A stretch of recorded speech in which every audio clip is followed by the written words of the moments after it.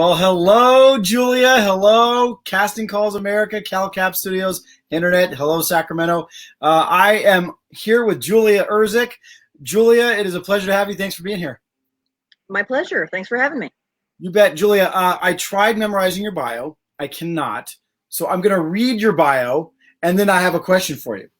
Sure. Julia Irzyk is a Los Angeles-based talent agent and attorney. A Texan, she moved out to Los Angeles in 2002, immediately following her graduation from law school. She worked at Elev8 Talent Agency from May 2013 to April 2017. Prior to her work as an agent, Julia worked for 6 years for more than a dozen different commercial casting offices in LA. Julia has an undergraduate degree in English literature from the University of Texas and studied Shakespeare abroad during her junior year at Oxford.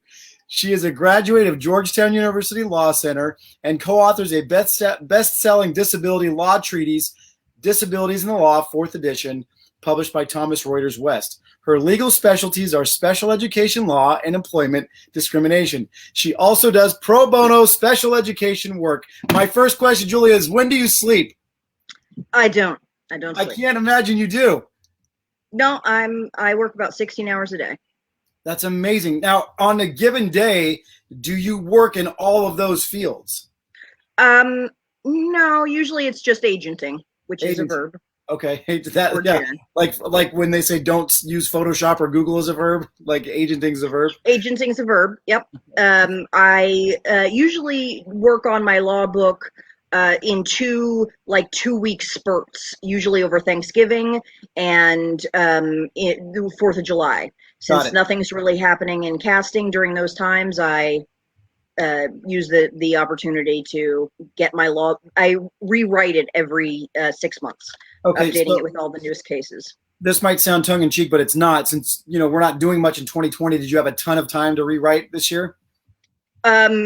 Yes and no. I actually did some employment law work.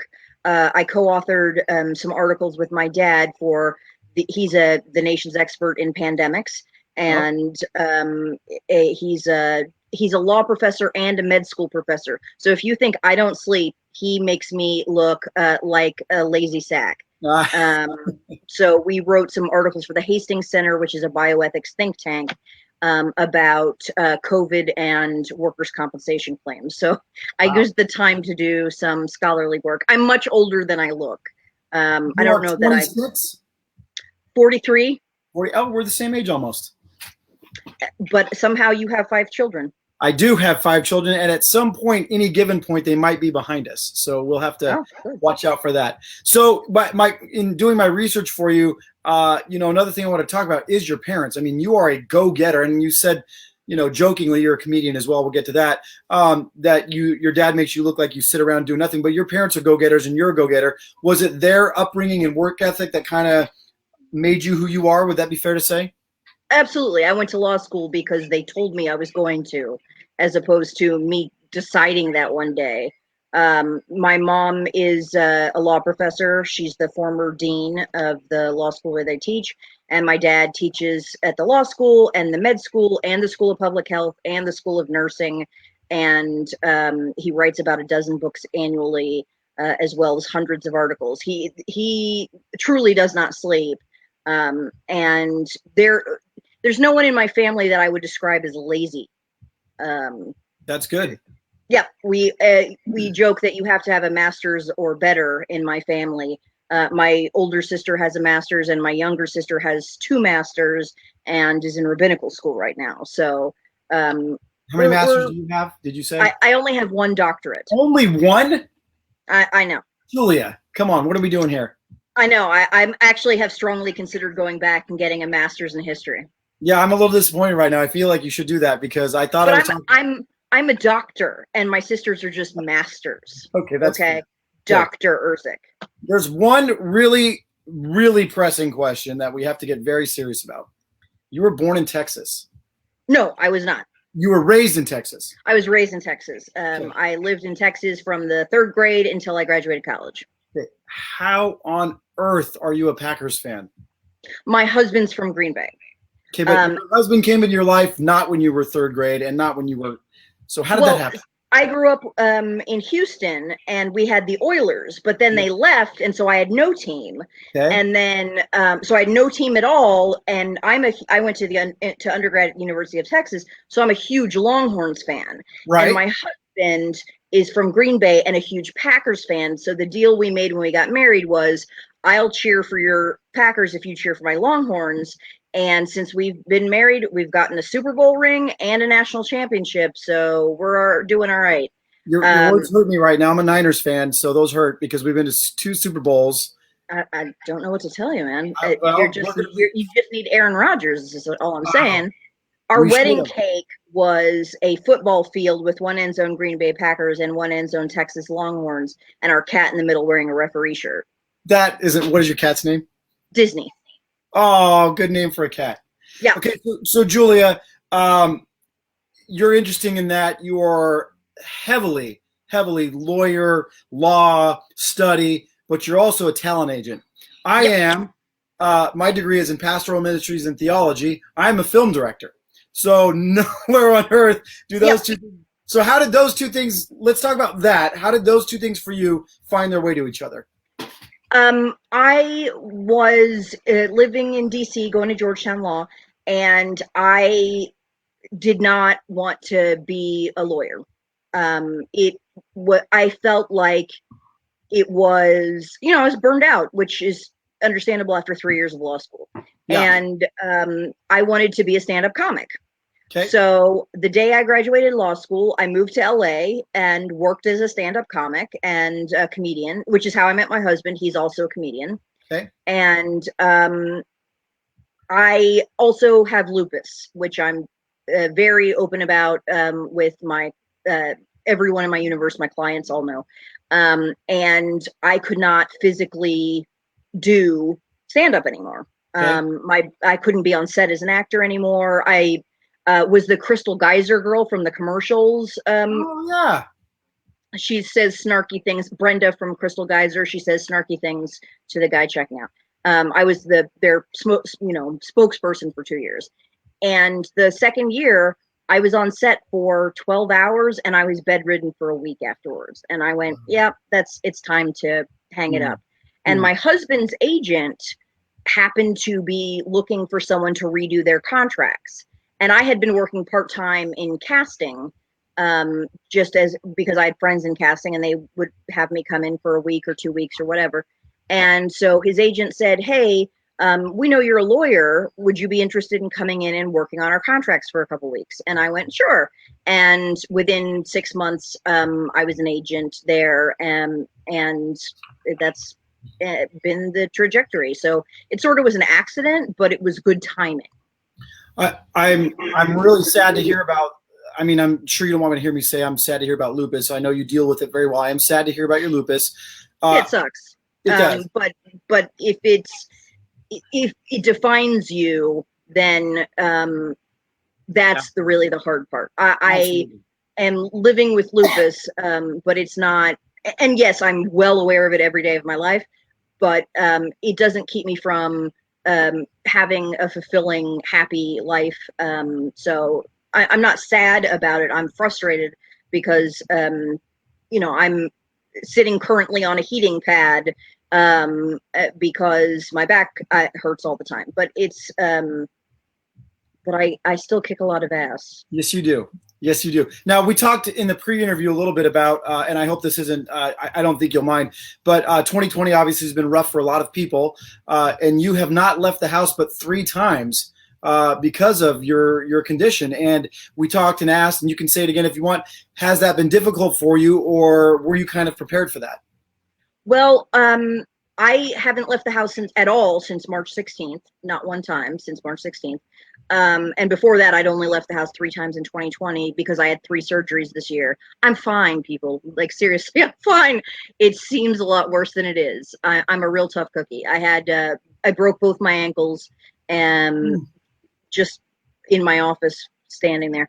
I had back surgery. So it was my 7th back surgery because my back is not good, hence the heating bed. But the agency itself, we're doing great. I applied for an SBA loan the day they opened, and we're in no danger of going out of business. I have a great staff that is doing fantastic. I was prepared for the pandemic because my dad is the nation's expert in pandemics. So he gave me a heads up in February that I needed to stock up on toilet paper, which I had the inside track on, and be prepared to shut down my office several months. And so I knew it was coming before everyone else figured it out. And it's really just a blessing, for lack of a better word, that we're able to work from home now with the age of the internet and phones and things like that. This pandemic 10, 15 years ago would have ruined families for a very long time. So I'm sure. And my husband always worked from home, so nothing changed for him, which is really fortunate. So that we weren't concerned about his job. He always worked from home, and you know, my agency office is less than half a mile from my house. So I'm able to have, my husband runs by and gets our mail several times a week, so that nothing is getting missed or dropped or lost, and the office phone forwards to me now here at home. That's great. So I'm curious to sidestep a little bit. If someone Googles your name and comedian or Crystal Geyser, are they going to find your old videos on YouTube anywhere? Yeah, if you look up on YouTube Crystal Geyser Brenda, you will see my old Crystal Geyser commercials. Maybe right now behind the scenes, Brian. Oh, Crystal Geyser cashier. That's what you look up to find. Maybe Brian my Brenda commercials. As we talk, and we're talking, you can surprise us later, maybe when we do the audience questions, but that's going to be fun. So you're a comedian, your husband's a comedian. I've always been told, and in my marriage, certainly this is true, opposites attract. So how did that happen with you and your husband being like-minded, and walk me through that a little bit? Because I have a reason for asking that, by the way. It actually is really difficult. In fact, in my vows, I said it is difficult for a comedian to be married to another comedian because my husband is funnier than I am. Okay. But I learned that there are more important things in life than being the funniest, like being the smartest. There you go. Like it. And so that's what keeps our marriage together. He knows I'm smarter. I know he's funnier. Okay. All right. So would you say you're fluent in sarcasm, or he is? Because one of you has to be. I'm fluent in sarcasm. Although if you Google my husband, Brian Irzyk, you can see him do stand-up comedy. And he's actually quite excellent. I do get to enjoy writing some of his sets for him because I can no longer perform. Okay. Well, I've just been told in my non-existent earpiece that we do have your Crystal Geyser ad. And we're gonna now. As Brian is loading it up. I didn't actually give Brian enough time to. No notice at all. There we go. Oh, yep, that's it.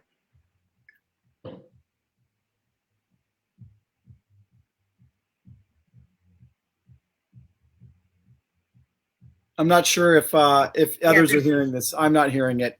I don't hear the audio. Okay. Well, that's okay. We get it. You'll go Google it. Crystal Geyser, cashier, you'll find it. Okay, so let's talk about casting and films and movies and all that fun stuff that I'm super passionate about, that I love.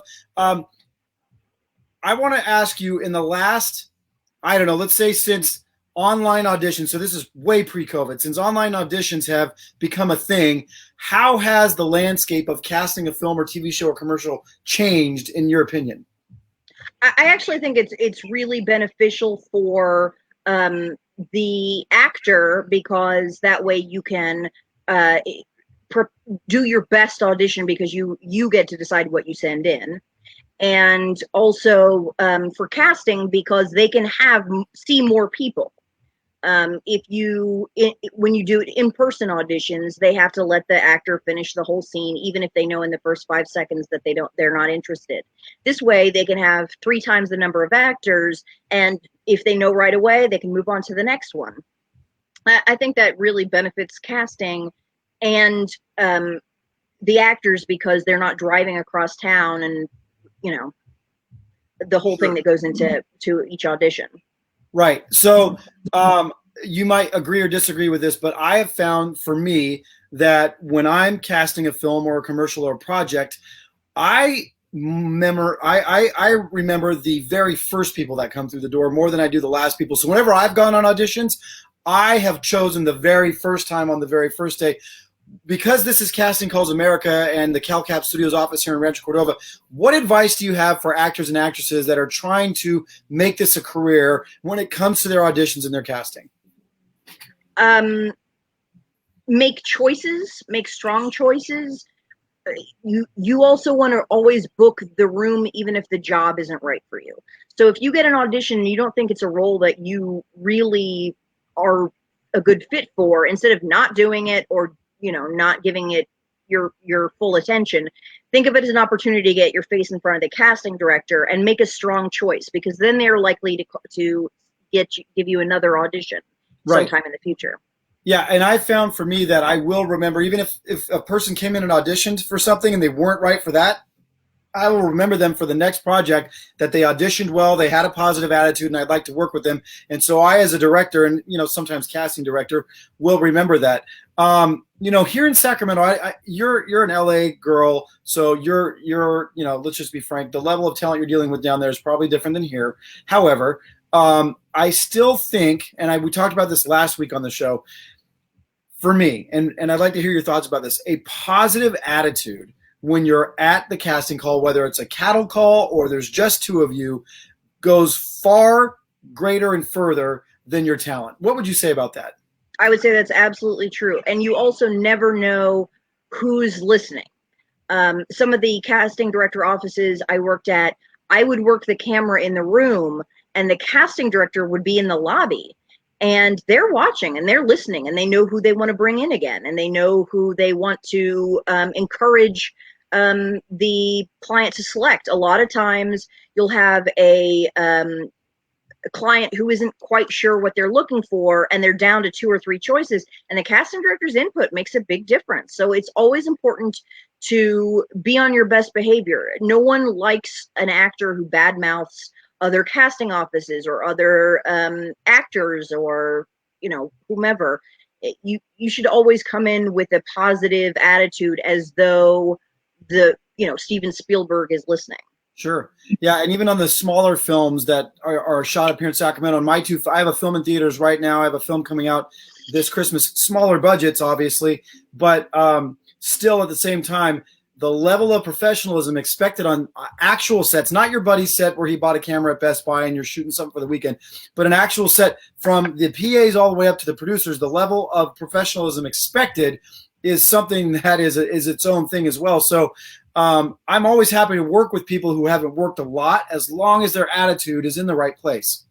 Yeah, it's people are willing to give someone who's nice and kind a lot more attention and help, as opposed to someone who makes life difficult for them. Yeah. So and you'll remember them and work with them again. We have a lot of actors who have casting offices that particularly like them and have directors that enjoy working with them, and we'll get direct calls all the time. Yeah. And so as a casting director, as an agent, obviously, I know, because it happens from time to time, when someone walks in and has it. That is far and few between. Most of the time, someone's walking in and you're like, I see potential in this person. So what sorts of things are you looking both in children, males and females, when you are interviewing and then also sending out auditions? What are you looking for? Are we talking about who I'm interested in signing, or? Yeah, let's do both. Let's do both. Signing and then also casting in a project.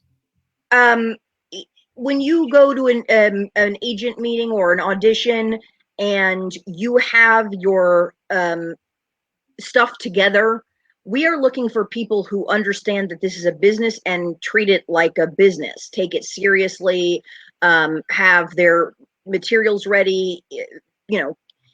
People who are on top of it get a lot more interest from me, and I'm willing to work harder on their behalf than people I have to constantly call and check up on. And the same thing goes in casting. When someone comes into the office and they've got their pen and they're ready to sign in and their headshot is ready and they're not a hassle, we'll call them back in again. Yeah. It's people that make my life difficult that I'm not interested in going out of my way for. Yeah, and talking about headshots, a long time. My first headshot eons ago was black and white. Mine too. Oh, okay, good. So I think I had to write redhead on nice. it so people would know that my hair was not brown. Got it. I've never had surgery. Thank God I grew into my ears, but my headshot, my ears are so big that it's the only thing you notice in the headshot. So, having said that, when an up and coming actor is looking to get their headshots done, there are people out there that will charge thousands of dollars for a headshot, and then I've seen headshots that someone told me they paid $40 for that look just as good. So, as a casting agent, what are you looking for in a headshot? Don't be too generic. Okay. I always say you should figure out the 3 to 7 types that you absolutely should be getting in the room for, and target your headshots to those looks, those expressions. So my go-to was next door neighbor with a catchphrase. Okay. So your fat next door neighbor that comes over and goes, I don't think so, and then leaves. So my photos were, I mean, I haven't been doing acting in like a decade, but they were really focused in on that sort of look. And you play to your strengths. Yes, exactly. So if you don't want to have a photo where you look at it and say, do I think she can play Midwest mom?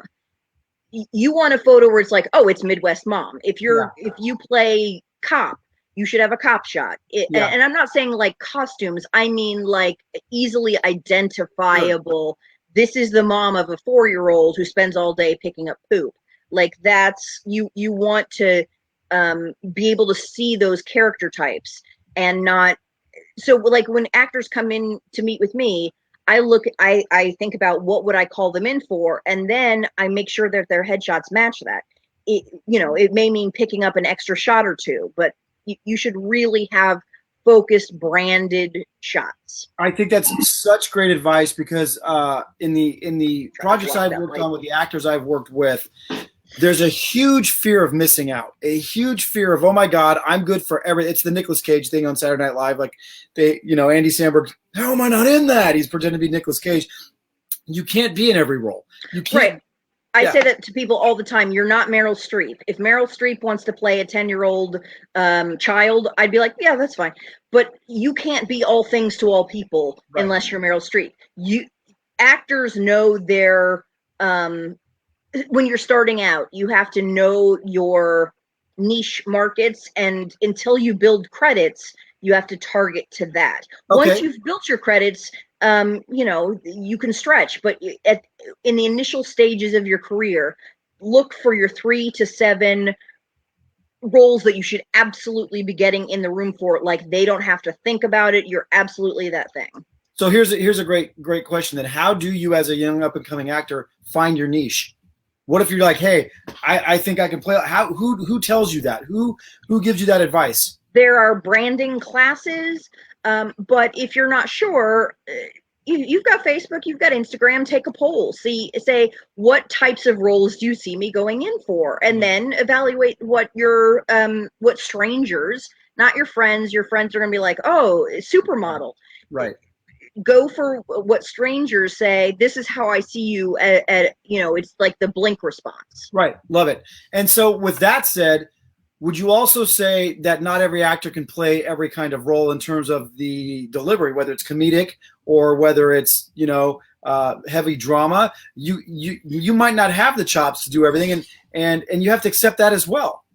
Yeah. I didn't even pretend to be able to do dramatic acting. I'm a straight comedian. Like it's the only skill I've got in my toolbox. And on the reverse, I think comedy is actually much harder than drama because you can't teach timing. People are either funny or they're not funny. Right. And if you have timing naturally, you can be taught the rest of it. But if you don't have that natural good timing, it's going to be a real rough go. Well, it's that old joke. You've probably heard it, Julie. What's the most important thing about comedy? I don't know. What? See, I got you to smile. Timing is the most important. You already said that. So we have a lot of actors across. There's, Brian's in Boise. I'm in Sacramento. You're in LA. Have you noticed that certain regions of the United States play to more types of films or projects than others? Well, New York has more. It tends to have more cop shows.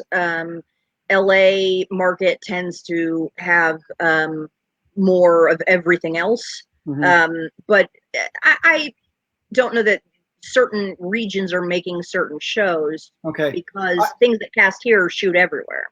Sure. I was asking because sometimes I'll hear actors say, well, I just need to move this place or that place to really get myself going. And I think all the time, like, no, if you're talented, you should be able to get yourself going no matter where you're at. I'm in Sacramento. I have no desire to move to Los Angeles. And by the grace of God and hard work, I have 2 films in theaters right now. So I think if you're talented, you can make that happen. There are more opportunities in in other markets. I agree with that. In terms of volume.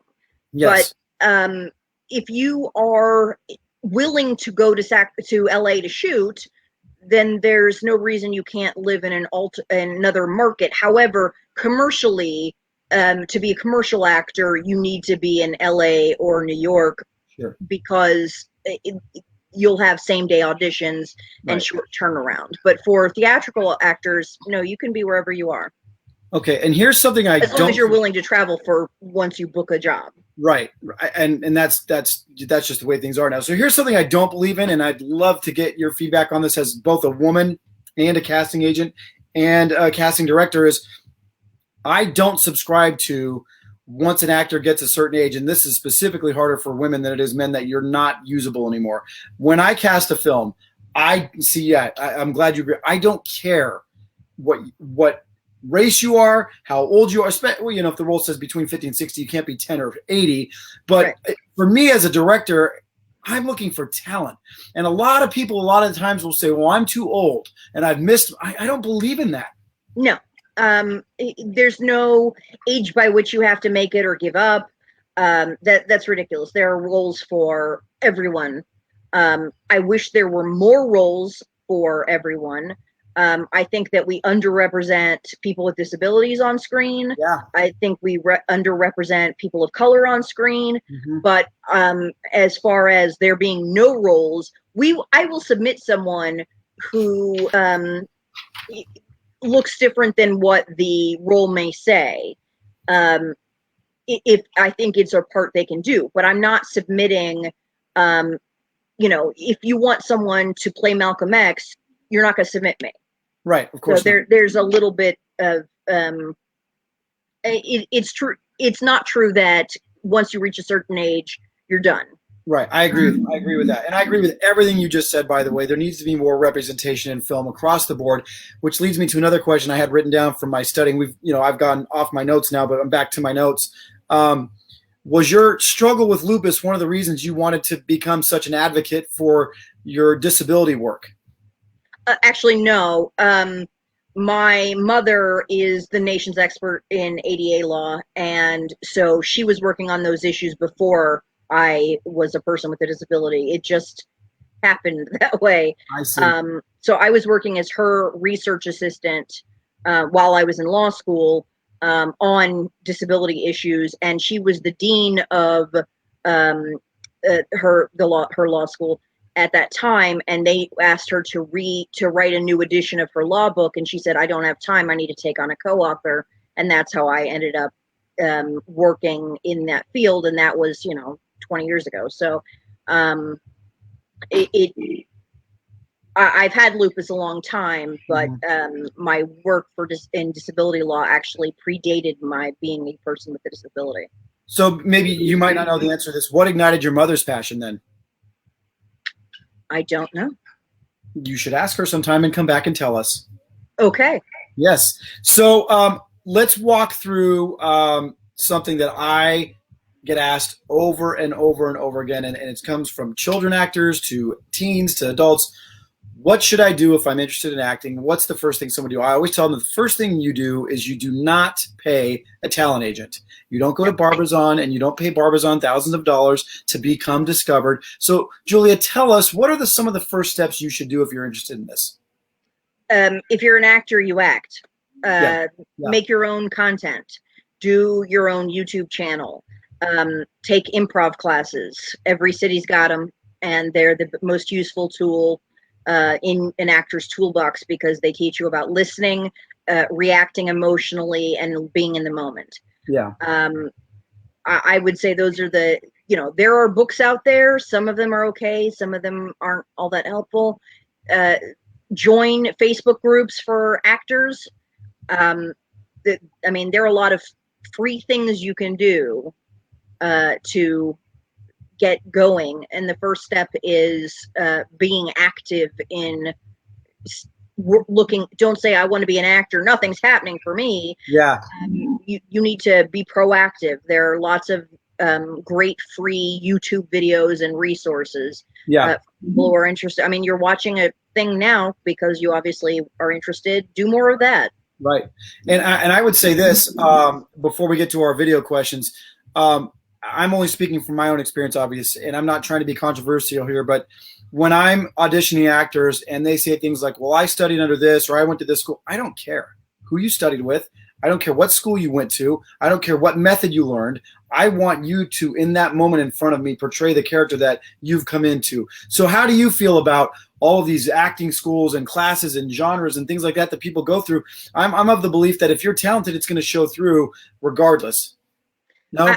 I'm not with you on that one because you can have great natural instincts, but I think training is required. Oh, no, I'm not saying training isn't helpful. I'm saying if you're in front of me and you're doing a great job, it doesn't matter what school you went to.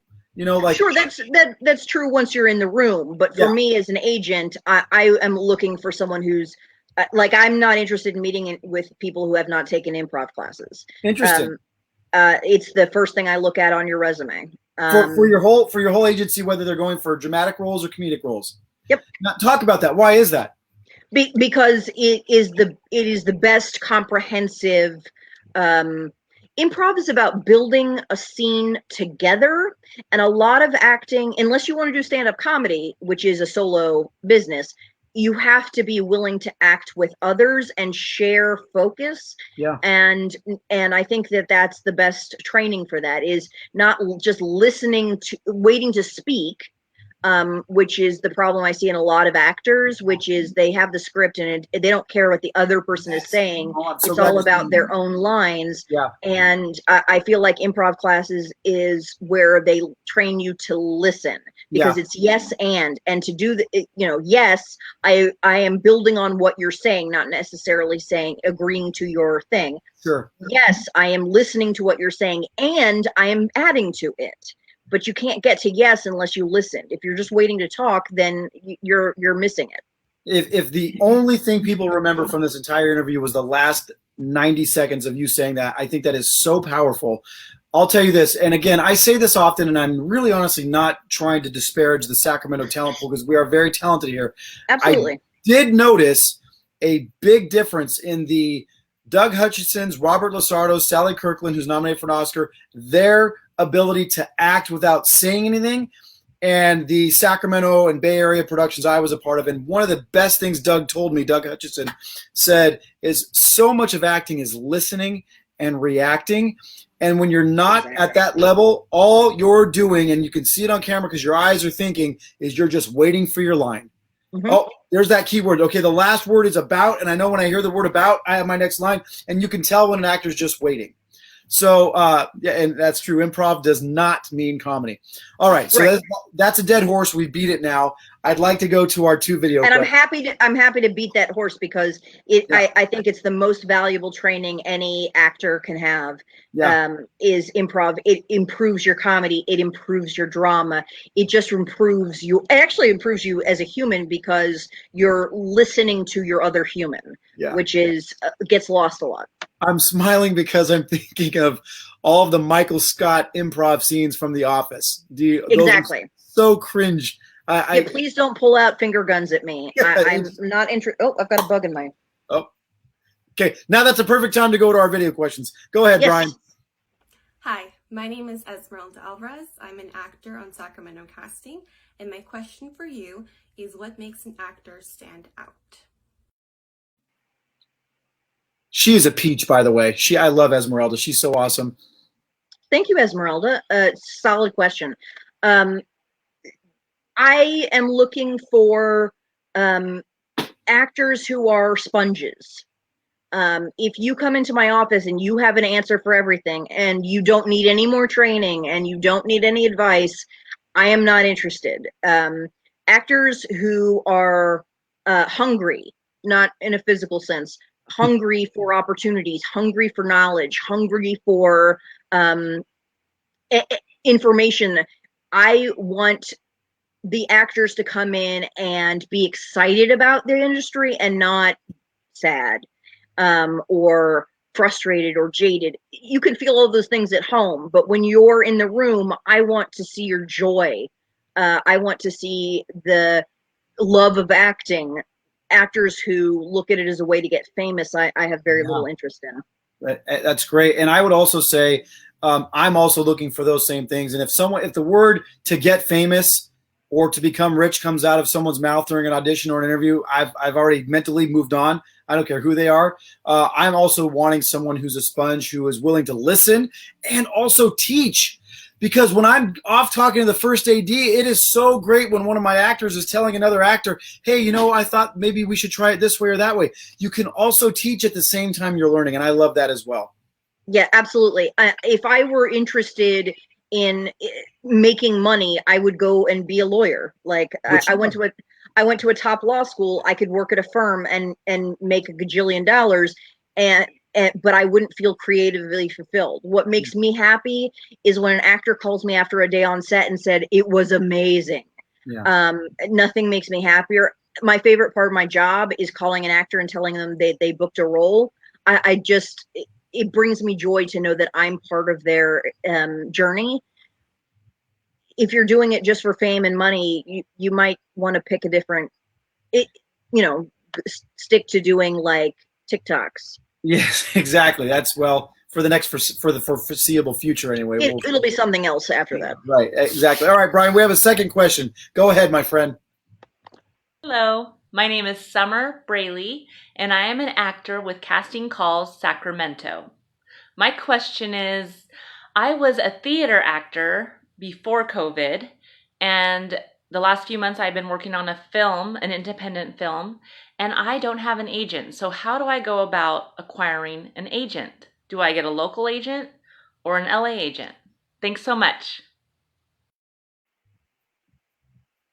Great. You can get both. And a great way to do that is to send out like an email about your booking, and post it on social media and all that good stuff, and then send out postcards to agencies you're interested, saying reminding them again that you were in this film, and then reach out to them for representation. Yeah. It will spark something in their mind. Oh yeah, I saw something about that. Yeah, I would also say, kind of diverge just a little bit. I'm thinking about that woman who just asked that question and going for it. A big thing for me is your support group. You need people in your life to be honest with you, whether it's tough love, like, hey, Julia, you didn't nail that audition because you weren't prepared, or hey, Julia, you're going to do great because of this. But I'm a huge proponent of support. I'm a huge proponent of having people in your life that you've allowed to let speak into your life, both positively and putting some honey around bitter pills sometimes. So what would you say to that about people having real people in their lives to give them the tough and also tough love sometimes? Yeah, you absolutely need people who can be honest with you. It's like, don't ask your husband if something makes you look fat if you don't want to know that it makes you look fat. There are some great, some of my best actors are in accountability groups with other actors where they're on it. They watch each other's auditions. They, that sort of thing, so that way they're getting honest feedback. Yeah. But if you have someone in your life that you would be devastated if they told you that the thing you did wasn't good, don't let them tell you the thing you did wasn't good. Right. Sometimes that can be a parent or a spouse or a partner. What you don't want is somebody that's going to break your heart if they say, I just didn't think you were very funny. Yeah. I'd like to circle back a minute because I brought it up and then I didn't do a good job of closing the loop on that. But children actors with their parents, I get asked all the time by parents, well, what should I do for my child? Barbizon called and said for $5,000, they'll get little Bobby a headshot and they'll put him in a movie with Will Smith. That's never true. That is never true. You should never pay an agency ever. They get paid when you get paid. So look at Conran just asked the same question. So what would you say to parents with children? I would say that, speaking of which, here he is. Look, it's a little human. Say hi, Julia. Hi, Juliana. Hi. You got to go, buddy. Got to go find your sisters. Okay, go ahead. Sorry about that. Sure. No, I just was marveling at his Buzz Lightyear shirt, which I was enjoying. I would say if you're there are a lot of agencies and managers who will put out open calls for kids. Also, there are some great Facebook groups for parents of kid actors that have great advice, and some of the agents and managers that are on there will have open calls looking for new actors. In fact, I mean, I know personally our agency, we're always looking for kids, and we frequently will have open houses where we'll have parents and kids come in, and we'll just, you know, take pictures and stuff. And it does not cost anything to join an agent, get an agent. We don't charge a penny unless you've made us money. So if you get paid, we get paid. If not, we don't. Any reputable agent or manager gets a commission on your work. They never take a fee. Also, I know some print agents charge a fee to put you on their website. I'm not a fan of that. Yeah. I don't know why that would cost something, but that's between you and your print agent. Me personally, it doesn't cost us anything, so it doesn't cost you anything.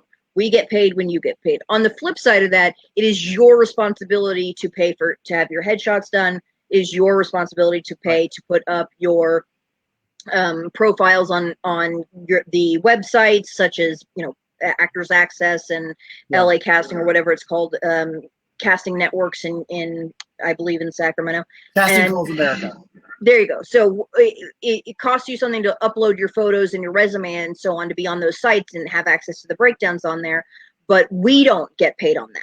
Right. So and you should never, your agent should never be getting paid from your headshot photographer. That's right. It's unethical and gross. The agents will always have lists of photographers whose headshots they like. I have my own list. I receive nothing from those photographers other than good pictures. Yeah. My goal in life is to be the most ethical agent in the country, and it's very important that I also express those standards to all actors out there. You should never settle for less. And here's my son again. He escaped again. So, you know, just to close the loop on that before we get to the Facebook questions, back to the whole paying for an agent and stuff like that. I'll never forget when I was 18, I went to a modeling agency and they spent hours building me up. I've never felt more egotistical in that moment. And then you get home and you get the voicemail and it's, by the way, we need $5,000. Yeah. So just to close this and we're done talking about it, what is the scam that it is for when you sign up for a modeling agency and then they take your money? What is that about so that people can be aware of it?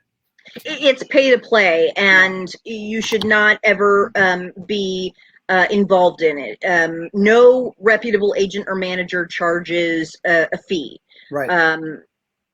We just don't. And legally we can't. Exactly. In California, agents are very well regulated. Managers, however, are not. Mm-hmm. But managers may not legally close a contract on behalf of a client. So if you get a job, or a booking is what we call it, if you get a booking, you cannot allow your manager to close it. That violates the law and it invalidates your contract. An agent or an attorney or the actor themselves are the only people who can legally close the booking. And a manager who is an attorney still can't unless they have an attorney-client relationship with their client, which has a whole set of other legal structure to it. And I'm telling you, Casting Calls America, and anybody watching that is such sound advice right now that you know, we talked about 20 minutes ago about one thing, if you remember, that is also something you should take away from this. No pay to play. Don't buy into it. You are not going to be in the next Tom Cruise movie because you sign up with this agency on the weekend that charges you $4,000 to eat a sandwich at an 8-hour seminar. It's not going to happen. So stay away from those. Okay, we have some Facebook questions, Brian. One more note about that before I managers in some other states can legally close contracts, but not in California. I'm speaking about California, but in California, it is illegal for a manager to close a contract because they're acting as an agent. Only agents can legally do that. Got it. Just wanted to clarify. I know some other states. Let me ask you this, because I know it's going to be asked before we get the Facebook question. What is the difference between an agent and a manager? I can already hear people asking in my mind. Agents are the only people that can close contracts and negotiate contracts. An agent is supposed to do all of the contracty work. And if it's a union job, an agent may not take any more than 10%. If it is non-union, an agent can take anywhere from 0 to 20%. Managers, there's no law about what percentage they take. They are not regulated. Talent agencies in California have to be licensed by the state, which involves being fingerprinted and background checked and having a security bond registered with the state of $50,000. And there are all these very strict laws about what agencies can do. Managers, on the other hand, are unregulated, but the only thing that is specifically regulated is that they may not perform the functions of an agent, which is to negotiate contracts and work. They may not procure work on behalf of an actor. Bearing in mind, I am not giving you legal advice. I am a lawyer. I am not your lawyer.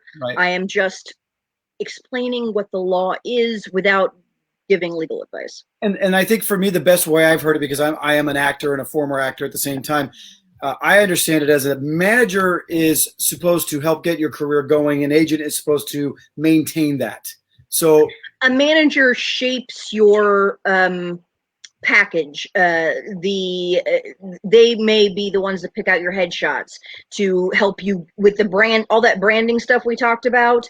That's what a manager is great for. It's for telling you what your brand is, for helping you format your resume, telling you what classes they think you should take, hooking you up with an agent. An agent does the business of finding you jobs.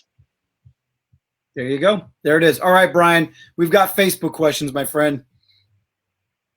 Adam Thayer says, in self-taped auditions, you don't get the opportunity of a redirect. Can an audition still be valuable even if you don't get a redirect? Absolutely. If they don't specify otherwise, I would definitely say always send them 2 different takes. Sometimes they'll say we want 2 takes and here's what we want for the 2 takes, or 3 takes and here's what we want for the 3 takes. But if they don't say only 1 take, do 2 takes and give them 2 very different choices. They do not give them the same choice twice. There's no function to that. They're not going to appreciate you having wasted their time for a second take. Maybe give them what you think they want for the first one, and give them something that's a little special for you on the second take. That way they'll remember you, even if you're not right for this one. The value of that, even without a redirect, is that they can see your acting ability and may find an opportunity that's better for you in the future. And at the same time, on the flip side, I would say, don't do 9 takes either. No, 2. Yeah, I'll send out sides for maybe a page and a half. I know that the video should be maybe a minute or 2 minutes if they do 2 takes. When I open that Vimeo link and it's 9 minutes long, sometimes I don't even watch it. No, I don't blame you. I always tell my actors 2 takes. Sometimes if it's voiceover, you can do 3. But they have to be 3 profoundly different takes. Don't give me 3 Scottish accents if it leaves the accent open. What we don't want is 3 of the same. It's a waste of time. But for theatrical or commercial takes, unless they specify a number, 2 is golden. But make sure that they are substantially different. If they're not, don't give them a second take. And if you really only have 1 take in you, give them 1 take, and that's fine. But if you have 2 good, strong choices, give me 2 strong choices. That's awesome advice. Brian, do we have another Facebook question? All right. Maria Gilmore says, what are your thoughts about a parent doing an LLC for their child? I would say the only reason to do an LLC is if you're making so much money that it will be helpful. I think it's something like $15,000 a year from your acting before it's helpful, because it costs $800 annually just to have an LLC registered. You want to make sure that it's cost effective. Because you can, once you have the LLC, you can deduct classes from your taxes, you can deduct headshots and so on. So make sure that the money you're saving is worth the $800 in California to have an LLC registered. Yeah. And I don't know what it costs in other states, but it costs something annually to have an LLC. Yes, it does. And I personally want to go back for a second to wrap up the audition thing. This happened very recently, which is why I want to bring it up. I'm like, oh, I should talk about that. I am doing a series of commercials for a major brand in California right now. I had an actor friend who I know is talented beyond all get out. And I said, here's what we're looking for. Here's what I want. Please send in a self-tape. And they phoned it in. They sat down. They didn't stand up. They wore a hat. They didn't care because they thought, hey, I've got it in the bag because Ricky's my friend.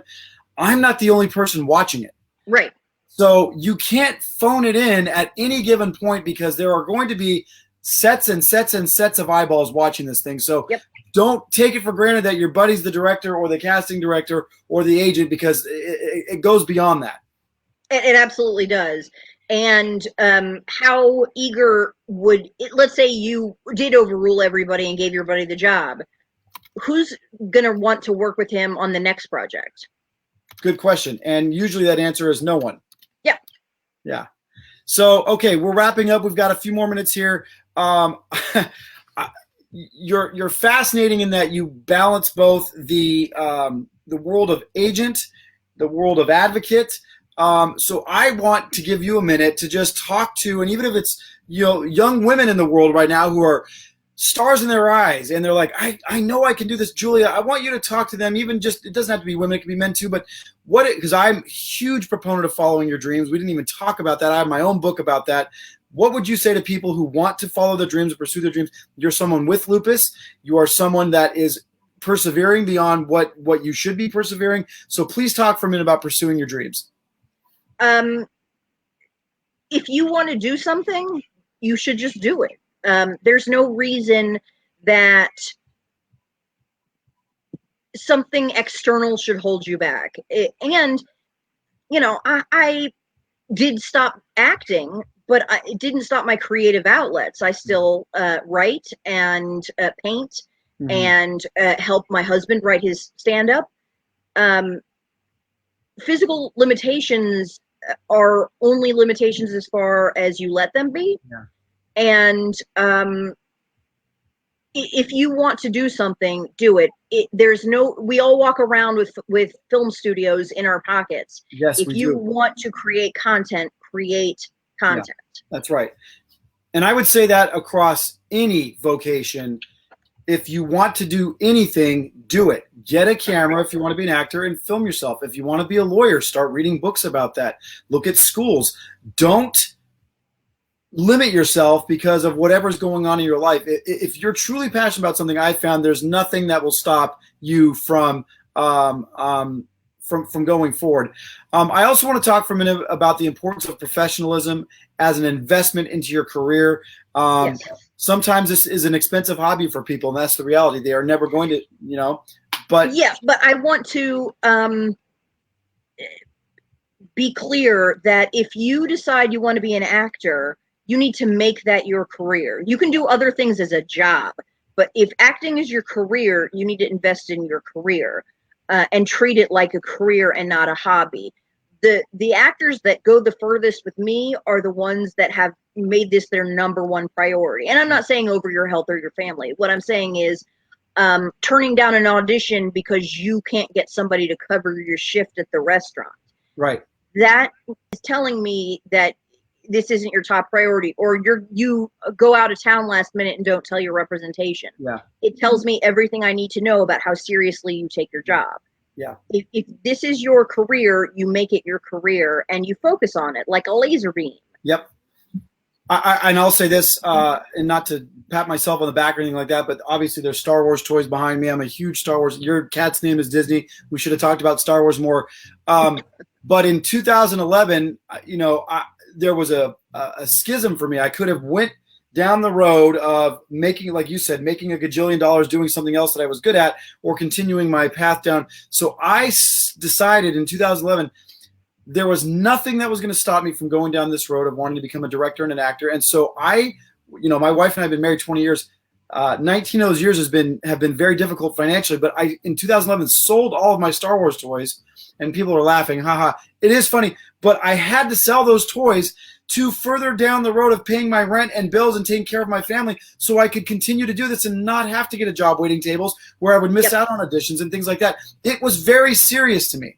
I wanted to do this with everything inside of me, so there was nothing I would do that would stop me from doing it. And that's what it took. And if you do that and you go down that road and you're passionate about it, those things you have to sacrifice, you'll get them back in spades. I believe it. Yep. If you invest in your career, it will pay dividends. If you fall back on, I have to pay the bills, when you're walking around with a camera all the time, able to film yourself making content, there's no excuse for not doing it. That's right. And if you put your dream first, everything else follows. That's right. And my mom always used to say, if you actually end up becoming somebody who can do your dream for a living, you'll never work a day in your life. Sure, absolutely. Yeah, and I found that to be true. Being on a film set, there's nothing like it. There's nothing like working pre-production, getting that film to where it needs to be, post-production, watching it all come together. So Julia, thank you so much for spending some time with us. I'm a man of faith. I'm going to be praying for your lupus. I'm going to be praying that you get healed. I'm so glad you had enough energy and everything else tonight to be here. Lastly, I will say thank you to your husband for being such a huge support of you and helping you, because you've talked multiple times about the importance of him being in your life and giving you that nudge. I'm in the same boat. My wife has also given me a nudge, and that's why I think it's important to have people in your life, whether you're married to them or not, to give you a nudge and say, hey, look, I support you in your dreams. No matter how crazy they sound, I'm here for you. So look, be that for someone if you're not. And support your friends, support your family, because there needs to be more people in this world, whether they want to sell hot dogs on the street or become actors and directors, that we need this world to have more people who are passionate about what they were put on earth to do.